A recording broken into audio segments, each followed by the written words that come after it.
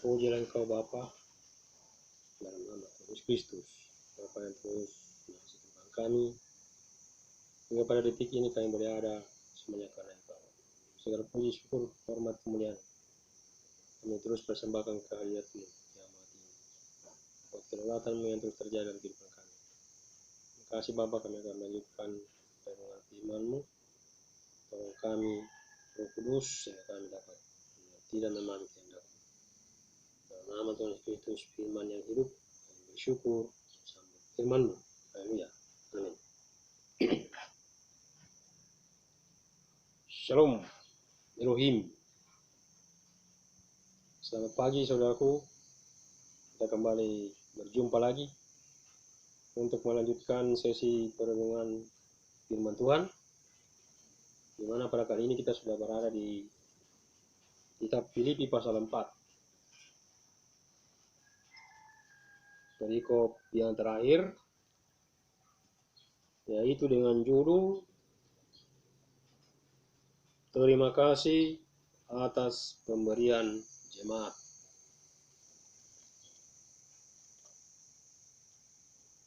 Demikian firman Tuhan. Aku sangat bersukacita dalam Tuhan bahwa akhirnya pikiranmu dan perasaanmu bertumbuh kembali untuk aku. Memang selalu ada perhatianmu, tetapi tidak ada kesempatan bagimu. Haleluya. Kukatakan ini bukanlah karena kekurangan, ya, sebab aku telah belajar mencukupkan diri dalam segala keadaan. Haleluya. Aku tahu apa itu kekurangan dan aku tahu apa itu kelimpahan. Dalam segala hal dan dalam segala perkara tidak ada sesuatu yang merupakan rahasia bagiku. Baik dalam hal kenyang maupun dalam hal kelaparan, baik dalam hal kelimpahan maupun dalam hal kekurangan. Haleluya. Ayat 13. Segala perkara dapat kutanggung di dalam Dia yang memberi kekuatan kepadaku. Maksudnya perkara-perkara yang tadi itu yang sudah disebutkan. Ayat 14. Namun baik juga perbuatanmu, bahwa kamu telah mengambil bagian dalam kesusahanku. Kamu sendiri tahu juga, hai orang-orang Filipi, pada waktu aku baru mulai mengabarkan Injil, ketika aku berangkat dari Makedonia, tidak ada satu jemaat pun yang mengadakan perhitungan hutang dan piutang dengan aku selain daripada kamu. Haleluya. Karena di Tesalonika pun kamu telah satu kali mengirimkan bantuan kepadaku. Haleluya. Tetapi yang kuutamakan bukanlah pemberian itu, melainkan buahnya yang makin memperbesar keuntunganmu. Haleluya. Ini aku telah menerima semua yang perlu daripadamu, malahan lebih daripada itu. Aku berkelimpahan, karena aku telah menerima kirimanmu dari Epaphroditus, suatu persembahan yang harum, suatu korban yang disukai dan yang berkenan kepada Allah. Allahku akan memenuhi segala keperluanmu menurut kekayaan dan kemuliaannya dalam Kristus Yesus. Haleluya. Dimuliakanlah Allah Bapa kita selama-lamanya. Amin. Salam. Sampaikanlah salamku kepada setiap-tiap orang kudus dalam Kristus Yesus. Salam kepadamu dari saudara-saudara yang bersama-sama dengan aku. Salam kepadamu dari segala orang kudus, khususnya dari mereka yang di istana Kaisar. Kasih karunia Tuhan Yesus Kristus menyertai rohmu. Haleluya. Demikian pembacaan kita di dalam kitab Filipi pasal 4. Perikop yang terakhir, yaitu Paulus mengucapkan terima kasih kepada jemaat Filipi atas pemberian jemaat. Haleluya. Suatu persembahan yang harum. Persembahan berupa uang. Ya. Dikatakan, aku sangat bersuka cita bahwa akhirnya pikiranmu dan perasaanmu bertumbuh kembali untuk aku, untuk Paulusnya. Memang dikatakan selalu ada perhatian, tetapi tidak ada kesempatan. Haleluya. Nah, Paulus katakan bahwa bukan karena kekurangan atau apapun, tapi dikatakan dia telah belajar mencukupkan diri dalam segala keadaan. Jadi dalam segala keadaan, saudaraku, Rasul Paulus tetap belajar untuk mencukupkan diri. Yuk, pagi. lanjut.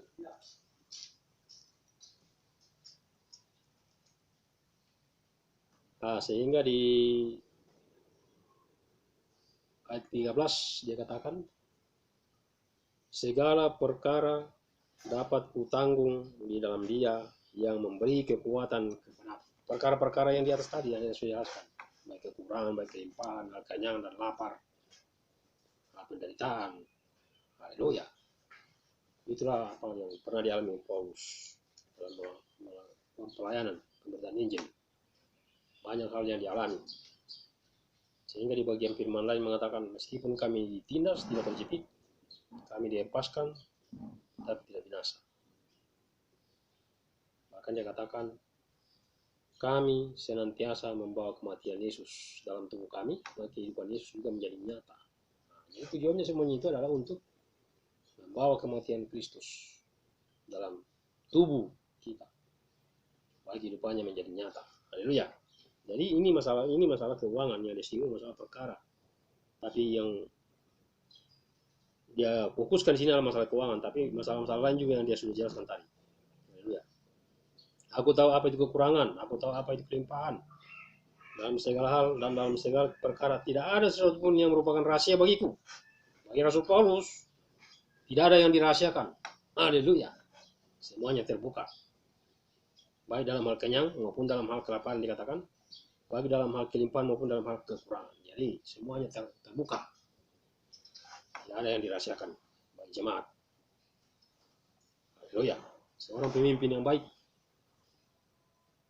tidak boleh merahasiakan. Haleluya. Itu teladan Paulus. Tidak boleh merahasiakan sesuatu kepada jemaat. Semua harus terbuka, transparan. Haleluya.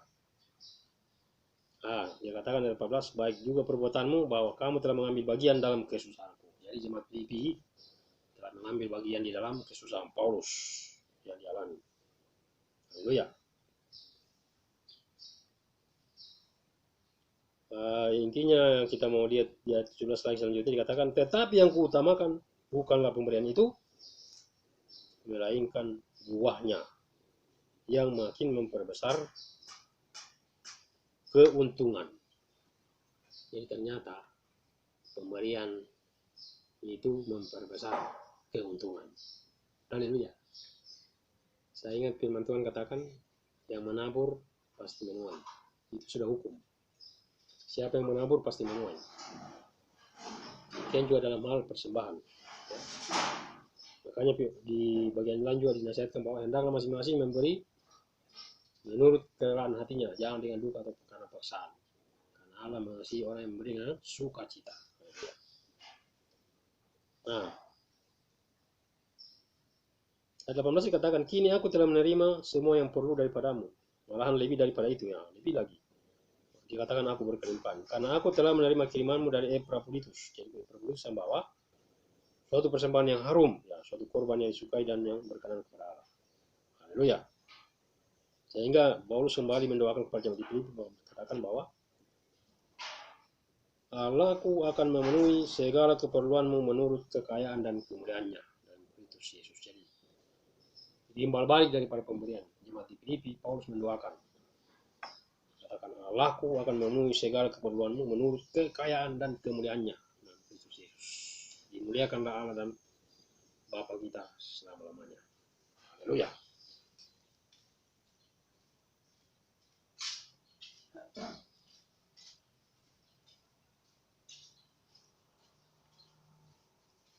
Nah, salam terakhir itu untuk segala orang kudus di dalam Kolose pasal 4 ayat 22.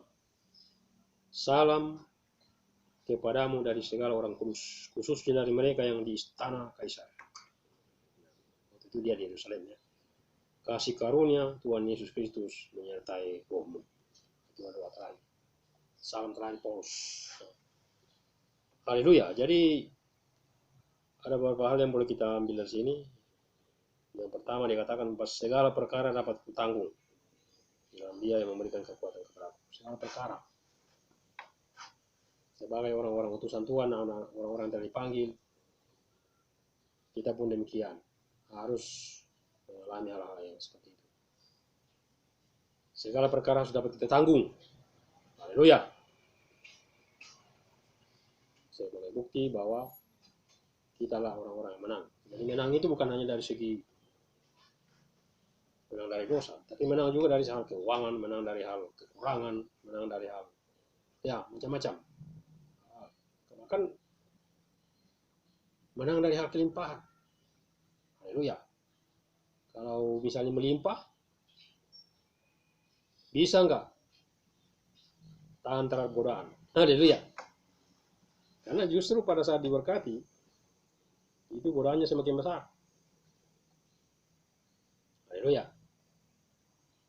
Itu kata secara universal, secara umum orang katakan. Ujian yang terbesar itu pada saat orang diberkati sebenarnya. Haleluya. Itu menurut pandangan umum, secara umum. Dan memang itu kenyataan memang. Haleluya. Kita melihat salah satu contoh di Alkitab. Banyak. Tapi intinya pada hari ini, Paulus kan sudah pernah mengingatkan, asal ada makanan dan pakaian cukuplah. Haleluya. Yesus sudah memberikan teladan.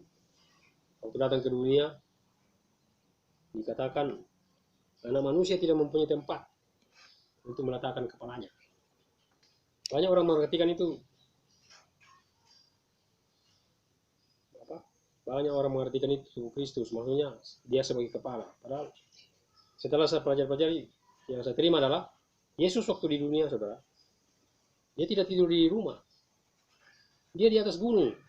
Haleluya. Dikatakan pagi-pagi benar dia sudah turun dari gunung. Jadi Yesus itu tidak tidur nyenyak-nyenyak di rumah yang mewah dan sebagainya. Dan akhirnya saya sudah di kandang. Haleluya. Dia malam-malam dia di gunung, dia berdoa. Jadi saya tidak bisa bayangkan dia tidur bagaimana manusia Yesus itu waktu ada. Dan pagi-pagi dia sudah turun, memanggil murid-muridnya, mengumpulkan murid-muridnya. Itu yang saya tahu. Jadi kalau kita mau belajar kepada teladan Yesus, sebenarnya ciri-ciri seorang hamba Tuhan itu harus sederhana. Haleluya. Kita tidak anti kekayaan, tidak anti dan sebagainya, tapi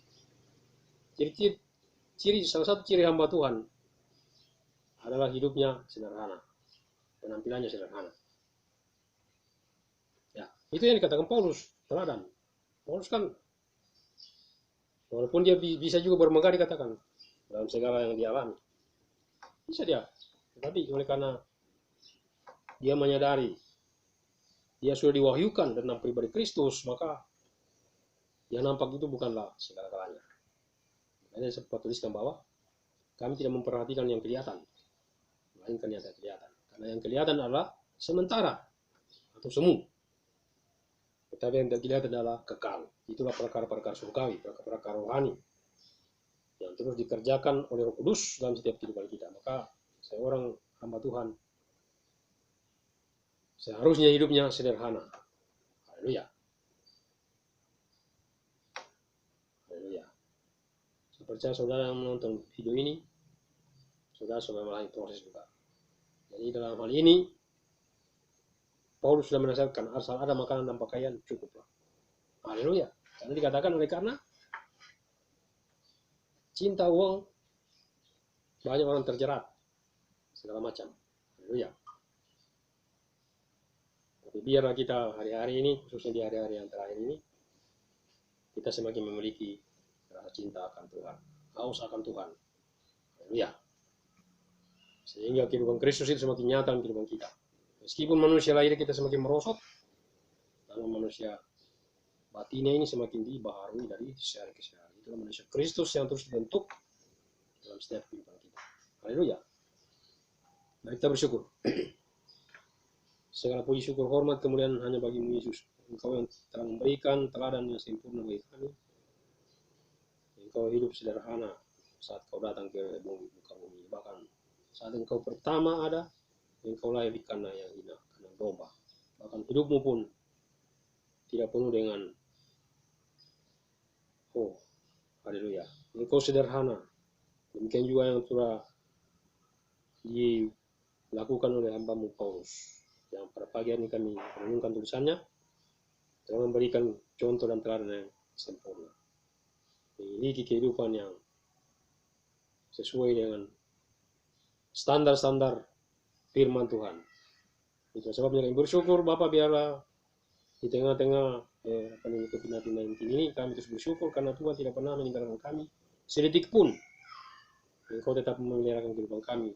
Perlindunganmu, kekuatanmu, penyertaanmu sempurna, kesehatan yang prima Engkau berikan bagi kami. Terpuji nama Bapa. Segala puji syukur hormat kemuliaan hanya bagi Engkau. Bersyukur buat firman-Mu. Dalam nama Tuhan Yesus Kristus kami berdoa dan mengucap syukur. Haleluya. Amin. Demikian apa yang kita renungkan kali ini tentang tulisan Rasul Paulus di Filipi 4 tentang bagaimana kita harus menanggung segala perkara di dalam segala keadaan. Selamat melanjutkan aktivitas. Tuhan menyertai kita. Immanuel. Shalom.